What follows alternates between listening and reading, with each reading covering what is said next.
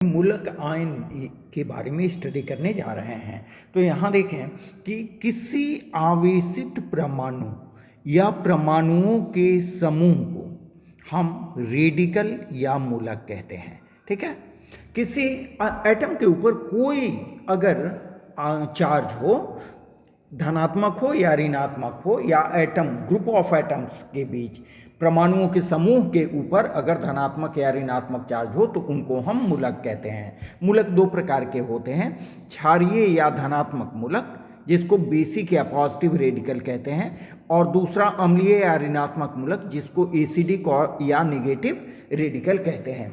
ठीक है, तो यहाँ पर देखें, इसको समझने के लिए हम उदासीनीकरण प्रतिक्रिया न्यूट्रलाइजेशन रिएक्शंस को देखते हैं, जिसमें एक क्षार हुआ करता है और दूसरा एसिड हुआ करता है। इसको समतुल्य इक्विवेलेंट अमाउंट में हम मिलाते हैं। मिलाने से हमें मिलता है लवण और जल की प्राप्ति होती है। तो यहाँ ध्यान से देखें कि क्षार मीन्स बेस का जो धनात्मक भाग है वो लवण में आता है, और एसिड का जो ऋणात्मक भाग है वो लवण में आता है।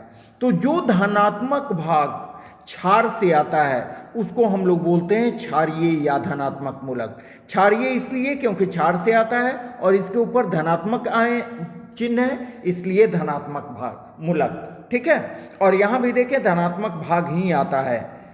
और यहाँ अम्ल के केस में देखें कि अम्ल का जो ऋणात्मक भाग है अम्ल से प्राप्त होता है Cl-। देख रहे हैं ना, सॉल्ट में, सॉल्ट मीन्स लवण में Cl- कहाँ से आया है? अम्ल से आया है। इसीलिए इसको अम्ल के ऋणात्मक भाग से आने वाला मूलक हुआ Cl-, इसलिए इसको अम्लीय मूलक या ऋणात्मक मूलक कहते हैं, क्योंकि इसके ऊपर ऋण आवेश है। समझ रहे हैं बात?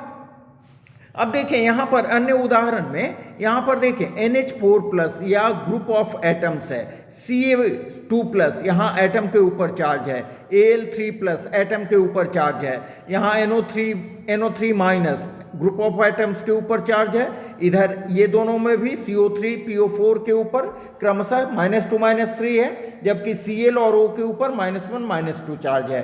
ये एटम के ऊपर चार्ज है, ये मूलक होते हैं। ठीक है, तो हम लोग देखें इस चैनल के माध्यम से हमने आपको डिटेल में मूलक के बारे में अध्ययन किया। आपको कैसा लगा कमेंट्स बॉक्स में हमें जरूर लिखेंगे, और इस चैनल को अच्छा लगे तो सब्सक्राइब करें, शेयर करें और लाइक करें। Okay, thank you.